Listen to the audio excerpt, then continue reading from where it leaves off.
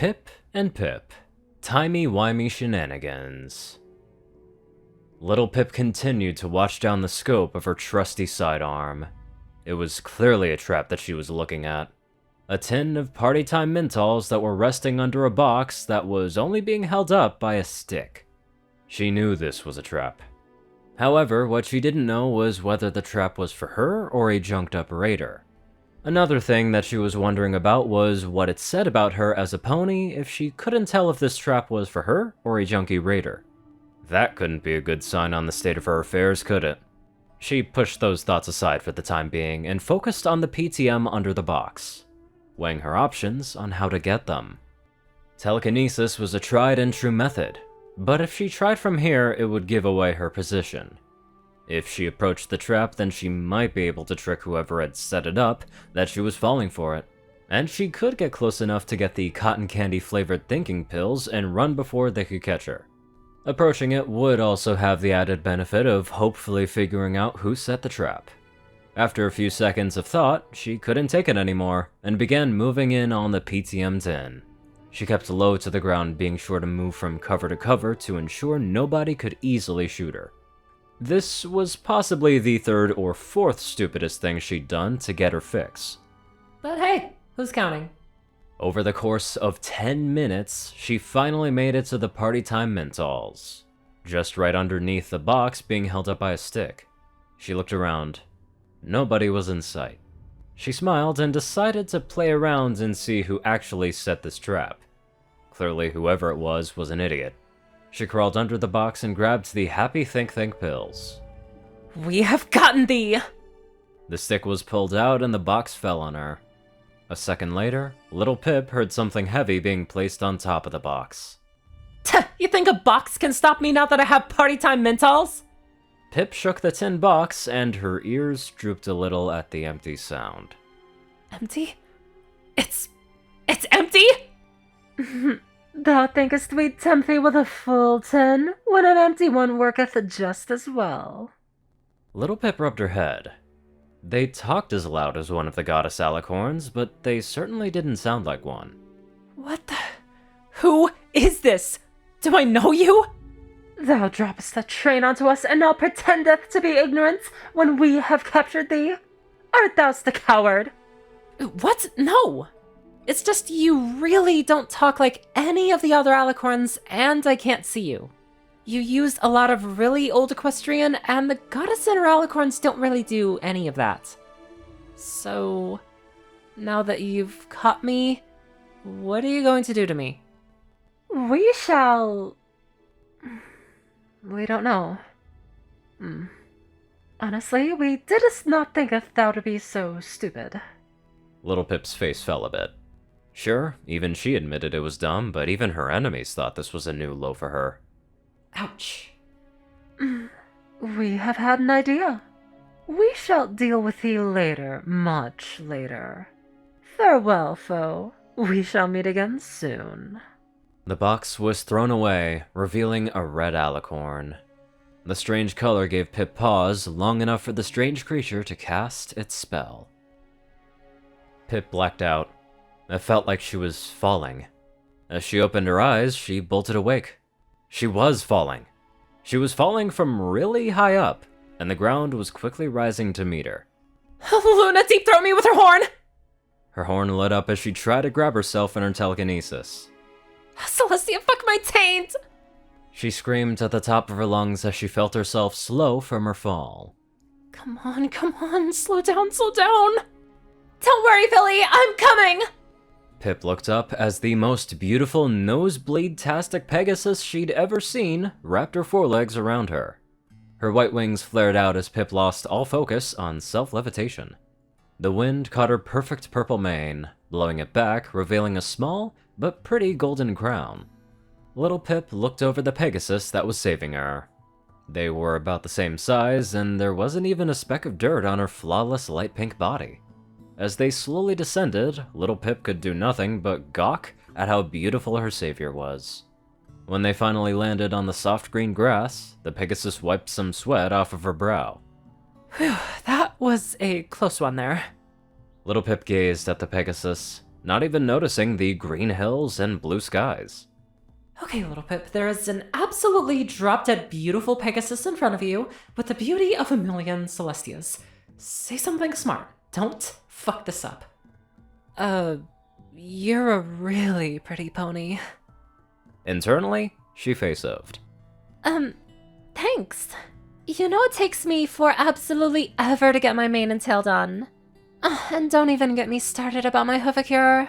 I'm glad that some ponies notice. My name's Princess Pip, by the way. And while I'm interested in who you are, I'm more curious as to why you were falling out of the sky. I mean, I can totally understand if you were like a Pegasus and fell asleep or something, but yeah. I've never seen an earth pony or unicorn falling from the sky. Did you use like a balloon or a catapult or something like that? No. I was just trying to get some party time mentals, and a stupid alicorn cast a spell on me. I'm not sure what it did, but do you know where I... Little Pip turned around and saw the green grass and trees in the distance. Then she saw the bright sun and the crystal blue sky and realized that the air was crisp and pure. Hello? Little unicorn, are you okay? Little Pip waved her hoof in front of Pip's face. Is the whole life flashing in front of your eyes thing happening late? Where are we? We're somewhere between Zephyr Heights and Maritime Bay. Though we're a lot closer to Maritime Bay than we are to Zephyr Heights. Pip's heart sank a little into her stomach. She'd never heard of these places. Even Calamity hadn't mentioned them. Then again, such a nice place was probably just hidden really well, was all. Right? So where is that in relation to Ponyville? Pip asked. I kinda fell for an alicorn trap and they teleported me away to here. Don't know why it's such a beautiful place, but I need to get back to my friends. Ponyville? I've never heard of that town before. Don't you unicorns come from Bridalwood? Also, who are you and what's an alicorn? You know it's okay that you don't know, but if you could get me to your settlement leaders, I'm sure they'll know about me. And Ponyville. I mean, it's all over the radio.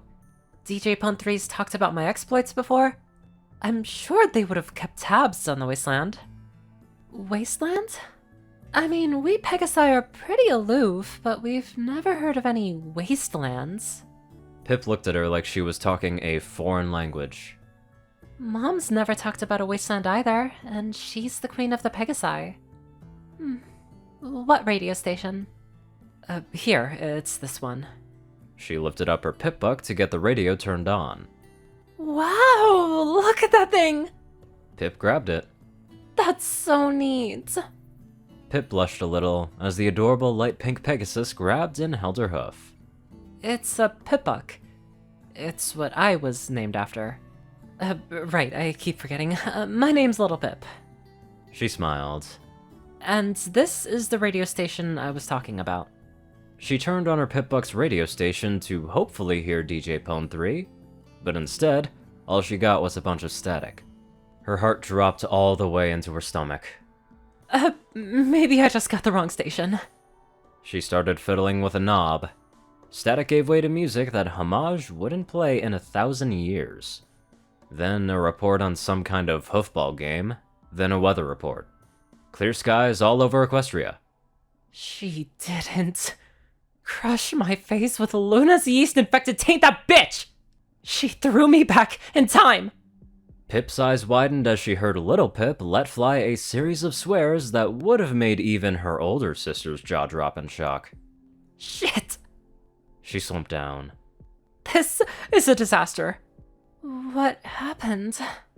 Pip asked, still a little stunned that such a little pony could have had such an impressively large vocabulary of words. Pip just gave her a sad look and sighed. Right, well... When I tell you, you're going to think I'm crazy. But let's just get this over with. I'm from the future. There was a red alicorn and... Wait a second. I'm from the future! Do you know what that means? You need special medications and a fun coat? No! I can stop the war! It doesn't have to happen! Quickly, take me to the queen, or princesses, or whatever. Well, okay. Pip nodded, deciding to humor the little pony. If nothing else, Zip could help figure this out. After all, it wasn't often that ponies fell out of the skies. Hold on tight, and please, no swearing. Little Pip stifled a squeak, cheeks turning red as the beautiful Pegasus gave her a hug and flew off. In an hour, they were at a place that Pip called Zephyr Heights. There were hundreds of Pegasi, but this clearly wasn't the Enclave. Or at least not the one that Calamity had told her about, as Earth ponies and unicorns walked the streets too. Everything was gorgeous, and little Pip was easily the dirtiest thing in this town. Pip led her through the streets to a large palace. And this is the palette. Pip looked around. The little gray unicorn was gone. Hello? Pip? Where'd you go? You're right there, sis. Zip teased, flying past by. Really, Pip? Velvet asked, tapping her hoof in disappointment. What? She looked around. She was laying next to an overturned box with dozens of party time Mentals all around her, and a dead blue alicorn. Great. She sighed as Calamity looked a little concerned at her. Calamity, get back to the sky wagon. We're going back to Tin Pony. But the tin was empty, and there was a red alicorn, and she talked funny. She threw me in the past, I swear. I see you've had one trip today. Velvet said with a thin smile. That's great, because you're going on another one too. Now, march to the sky wagon, little lady. Little Pip sighed and conceded defeat, rolling over and following Calamity back to the sky wagon. Part of me thinks that actually wasn't a dream, because Pip Petals saw little Pip in the... Okay, if I continue this, it's just going to be a lot of Pip. Aside from that, I thoroughly enjoyed this fic. Now, let's get on to our thorough donators. Top donators are 630, Only One Thing, Ceru, Orion, and IronSky. Darkside, Rayden, Narwhals, Blackmoonheart, Pastel Skies, Austin, Rolan, Stu Hex, Swordbrother, and Mordred, Omicron, Lyrae, Runescythe 9852, Will, Chris, Twinkie, Ride Soul, Badass Waffle, Shadow Moon, Luigi 88, Chancellor Crust, Big Smoke 369, Jesse Smith, Bobcat GJF, and many more amazing people. Thank you all so much for watching this video and live life to the fullest.